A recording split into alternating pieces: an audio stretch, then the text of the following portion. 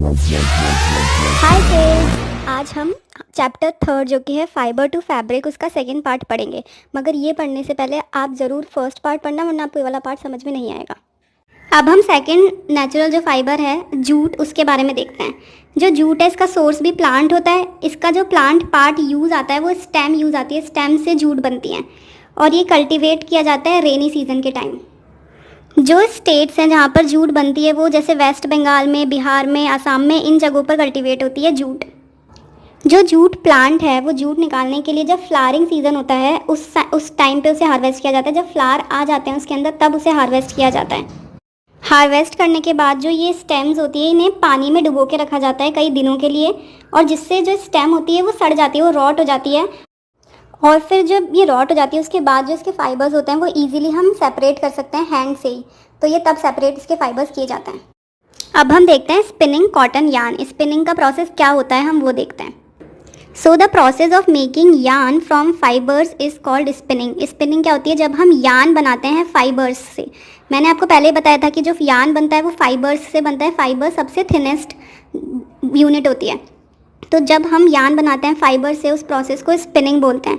Fibres from mass of cotton are drawn out and twisted which bring fibres together to form yarn. जो fibres होता है वो जो cotton का पूरा मास था उसमें से निकाले जाते हैं और फिर उन्हें ट्विस्ट किया जाता है एक दूसरे के साथ, जिससे फाइबर्स एक साथ आ जाते हैं और उससे फिर यार्न बनता है। जो सबसे सिंपल डिवाइस होता है स्पिनिंग के लिए जो यूज़ आता है वो होता है एक हैंड स्पिंडल, जिसे टकली बोलते हैं, और ये स्पिनिंग के लिए यूज़ आता है। और जो अनदर हैंड ऑपरेटेड जो डिवाइस होता है जो यूज़ होता है स्पिनिंग के लिए वो होता है चरखा। चरखा के बारे में तो आप लोगों ने बहुत सुना ही होगा। तो ये दो डिवाइस होते हैं जो यूज़ होते हैं स्पिनिंग के लिए, टकली और चरखा।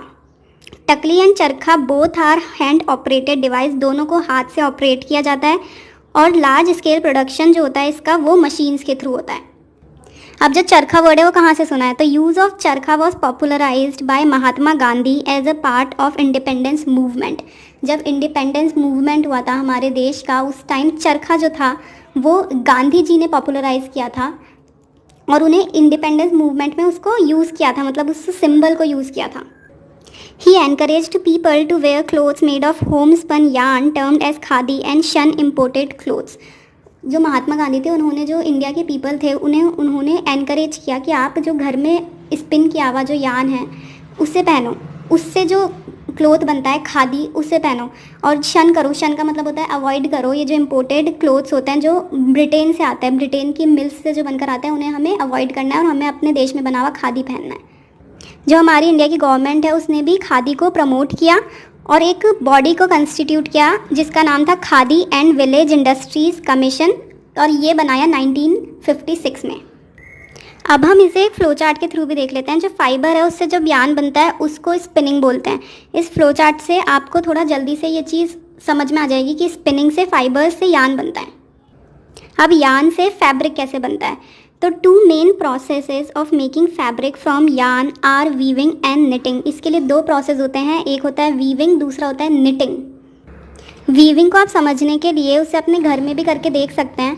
ये जो नीचे पिक्चर्स दे रखी हैं ऐसे आप अपने घर में दो अलग अलग कलर के पेपर लीजिए, उसे इस वे में कट करिए और फिर उसे एक दूसरे में वीव करिए, और ऐसे ही जो वीविंग का प्रोसेस होता है उससे यार्न से फैब्रिक बनता है।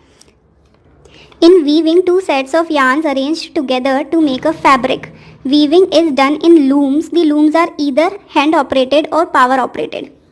जो वीविंग होता है उसमें हम दो सेट्स लेते हैं यार्न के और उसे एक साथ अरेंज करते हैं, और ये ज़्यादातर लूम्स में होता है, जैसे हैंड लूम्स वगैरह जो होते हैं उसमें। और जो ये लूम्स होते हैं उसमें हम वीविंग या तो मतलब जो लोग करते हैं वो या तो हैंड से करते हैं या फिर मशीन से करते हैं जो कि पावर ऑपरेटेड होती है। अब ये जो सेकंड वर्ड है निटिंग, वो तो आपने अपने घर में भी सुना होगा। निटिंग का मतलब होता है बुनना। जैसे हमारी मम्मी या फिर दादी जो वूल होता है उससे निटिंग करती हैं, वैसे ही निटिंग का प्रोसेस होता है। In knitting a single yarn is use to make a piece of fabric. Knitting में सिर्फ एक ही सिंगल यार्न यूज़ किया जाता है। जैसे जो वीविंग था उसमें दो यूज़ होते हैं, मगर जो निटिंग होता है उसमें एक ही यूज़ होता है। Socks and many other clothing items are made of knitted fabrics. जो हमारे सॉक्स होते हैं और बहुत सारे जो अलग भी और भी जो क्लोथिंग आइटम्स होते हैं वो निटिंग के थ्रू ही बनते हैं।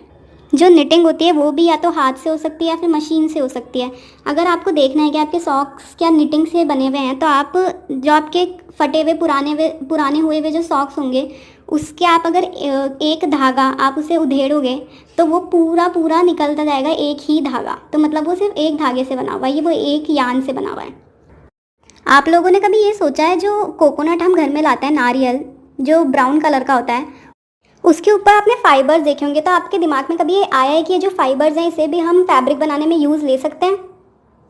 मुझे कमेंट करके बताना और मैं इसका आंसर आपको बताती हूँ।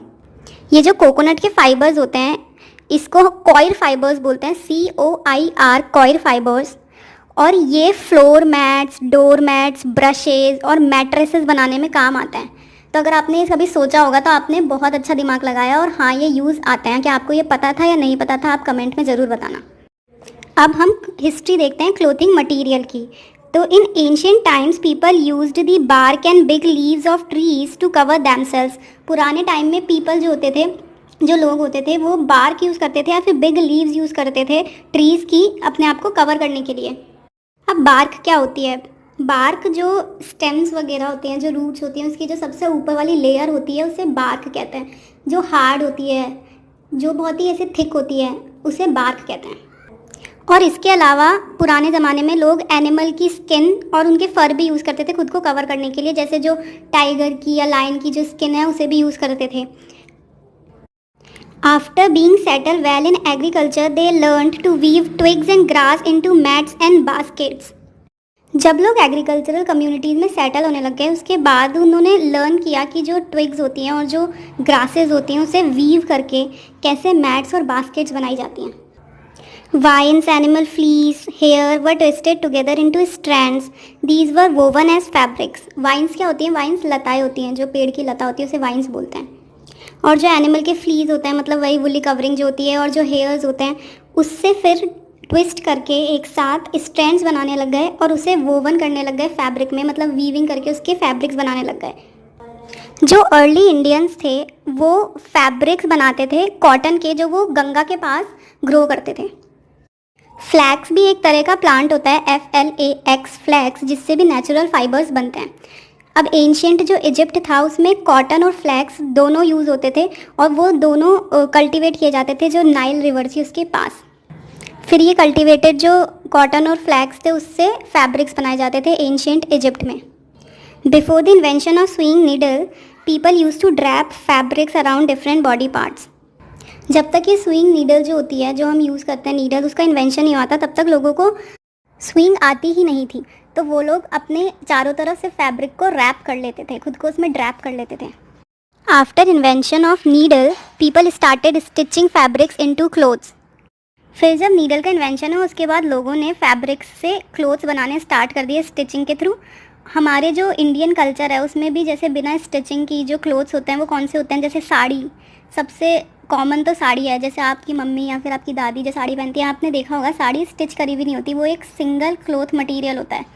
और ऐसे ही धोती, ये सब अनस्टिच्ड क्लॉथ मटेरियल होते हैं जो कि हम यूज़ करते हैं अभी भी।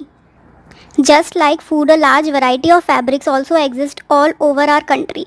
जैसे फूड की वैरायटी हमारी कंट्री में इतनी सारी है, वैसे ही जो फैब्रिक्स हैं हमारी कंट्री में उसकी भी बहुत सारी वैरायटीज़ हैं। अब हमने इस चैप्टर में जितने भी प्रोसेसेस देखे, जैसे गिनिंग, स्पिनिंग, निटिंग, वीविंग, उसके बारे में एक छोटी सी हम फ्लो चार्ट देख लेते हैं जिससे आपको और क्लियर हो जाएगा। जो कॉटन रोल्स होते हैं उससे गिनिंग प्रोसेस के थ्रू फाइबर्स बनते हैं। गिनिंग का प्रोसेस क्या था, जिसमें कॉम्बिंग जैसा करके सीड्स और कॉटन के फाइबर्स को अलग किया जाता है। फिर ये जो फाइबर्स होते हैं इसको स्पिनिंग के थ्रू यान में कन्वर्ट किया जाता है, और यान से या तो निटिंग या वीविंग के थ्रू फैब्रिक बनते हैं। मैंने आपको ये सारे प्रोसेस बहुत अच्छे से समझा दिए हैं, तो मुझे लगता है कि आपको समझ में आ गए होंगे। और आप ऐसे ही हमारे वीडियोस देखना और नॉलेज गेन करना, और प्लीज़ हमारे चैनल को सब्सक्राइब करना और अपने फ्रेंड्स के साथ शेयर ज़रूर करना। Thank you.